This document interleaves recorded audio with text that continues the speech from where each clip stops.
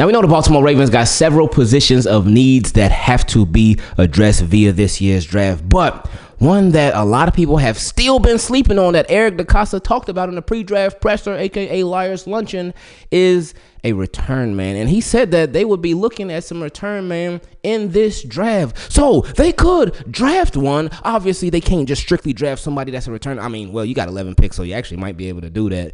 But that's a position that needs to be addressed and upgraded because it can make such a big difference. And they can find somebody through the draft, but could there be somebody actually already on the roster that could take that spot? We think that there may be. Before we get into it, Team Keep It Clean, make sure that you are there this Thursday for our NFL draft party at Union Hill Kitchen and Craft Bar in Baltimore. The address, the location is all in the description. It's in the pinned comment. So you ain't got no excuse. Don't say, oh, I ain't know where it was at. You know exactly where it is because we let you know multiple times. Make sure y'all come through. Looking forward to seeing everybody there. We're going to be there with Glenn and James from 410 Sports Talk. We having a party. Everybody's welcome. All ages are welcome. Everybody just come through and have a great time, great vibes, great food, great drinks, great all of that.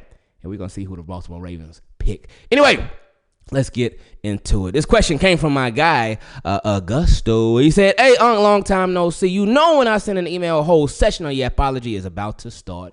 Oh, yeah, I already know. I'm prepared for it. He said, you know it's all love for you and your beautiful family, man, and for all the team, keep it clean. Keep being the GOAT and take all your flowers, man, like for real. Oh, no, we ain't the GOAT or nothing. We the donkey, but I appreciate you. Shout out to Team Keep It Clean, man, because they the best, man. Y'all really are. Team Keep It Clean is real deal. Anyway, he said, I haven't sent an email in a really long time because that Bills game defeated me morally and personally. I haven't been in the best of places at all, but as you said the other day, if you're going through stuff, at least you know you're going through it, and you're getting through it. You're getting through it. That's the thing. When we go through stuff, it's like it's frustrating. It's annoying. It's like, oh, why me? Why is this happening? It's so annoying. But then, whether it's days later, weeks later, months later, years later, whatever it is, you look back like, man, I got that. I took care of that. Like, I was really going through that. But I got oh, man, that's crazy. So it makes you appreciate it even more, man. Anyway, he said the other day, the topic was on the secret weapons at safety, which I agree that we should use them more. Bo Braid is so good and Sanusi Kane is so physical, but let me talk to you about two other secret weapons and let me know what you think. Dayton Wade. Okay, Dayton Wade. He said, so underrated. I'd hate to see him being wasting potential like we've seen before with Malachi Polk, Shamar Bridges, Dante Demas Jr., etc. He's so freaking dynamic, and I know he's kind of a Zay Flowers, but I think that he could be the Ravens' answer to losing Steven Sims in the return game, as well as including him on the jet sweep and some deep ball plays. Ooh, I love that for a returner, especially a punt returner. I would love that because, yeah, we talked about how he's very similar to Zay Flowers because he's just straight up shifty. I remember in the preseason last year when we watched him, oh my God, it's really like we were watching Zay Flowers out there because he was extremely shifty. Now, as a kick returner, but as a punt oh boy. I mean, even as a kick returner, he might be able to do it there too. But as a punt returner, oh, that would be perfect. Like perfect. With that shiftiness, his agility, his ability to make people miss. Oh, that would be sweet, man. So I would love to see the Baltimore Ravens try that out this offseason. Obviously, it'll be some competition there because there's Tylan Wallace as well. Keaton Mitchell at kick return, but I would love to see the Baltimore Ravens try that out with Dayton Wade. That'd be fun.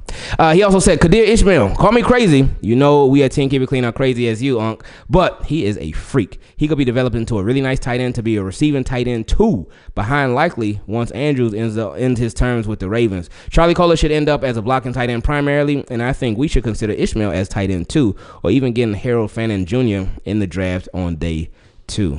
Oh, but that boy put Ishmael in there.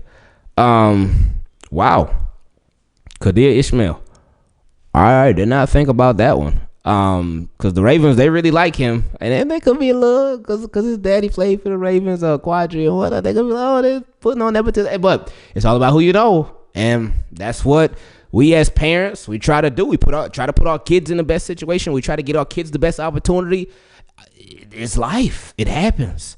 So that would be something though. How much would they really love to give him an opportunity to be the number 2, a possible number 2 tight end? That's now the return man. Okay, I get that. But the number 2 tight, that's woo.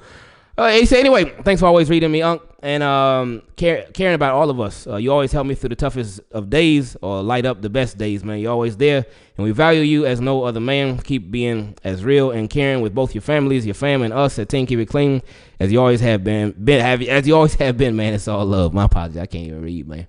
But much love to you, Augusto. Thank you, man. Thank you, because, boy, you have been here for years, like years on years. So I appreciate you. Thank you. I remember when you took a little break from sending in questions for a little minute, and then when you sent in questions, I said, "Oh, yeah, there goes a familiar face. I know that name."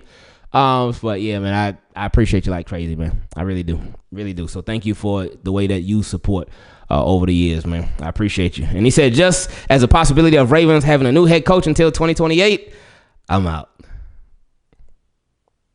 Speaking of sleeper move for the Baltimore Ravens, this next question came from my guy, Aleck. He said, hope you're doing well, Ingraven. We're doing really great. I hope you're doing even better, Aleck. He said, I love the channel. Been watching since about 2019. Keep up the hard work. Oh, man, thank you.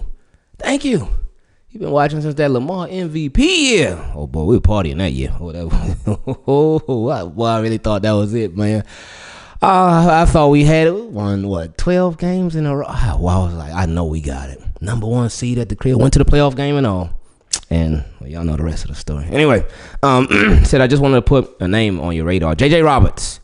He's a safety for Marshall. I've been watching him since high school, and he's a dog. I realize Marshall isn't a huge school, but they played some competition this year, and he showed out. See, I like that. I like hearing stuff like that because whether it's from small schools, from big schools, it's important that when you play against the best, you bring your best.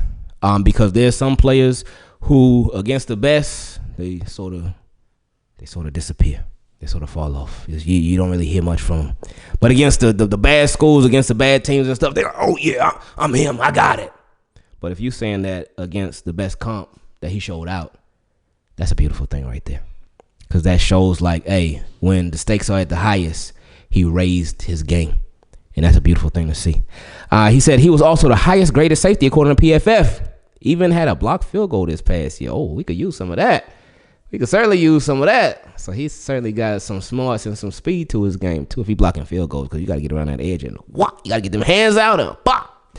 But anyway, he said, not a lot of people are talking about him, but I could definitely see the Ravens taking him. He fits the culture, and they've shown that they'll look at some smaller schools in the past. He said, after all, they took Rasheen Ali last year, who also came from Marshall.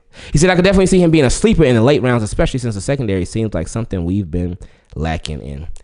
I can't say our secondary's been lacking, especially after week 10 from last year. Before then, but we just we could use some more depth there and even starters too. So that could be something. I'm gonna look out for that name, J.J. Roberts. J.J. Roberts from Marshall. I like that. He said, just a thought that I share and love to hear your opinion on. Keep killing it, Ingraven. No, keep killing it, Aleck. I appreciate you.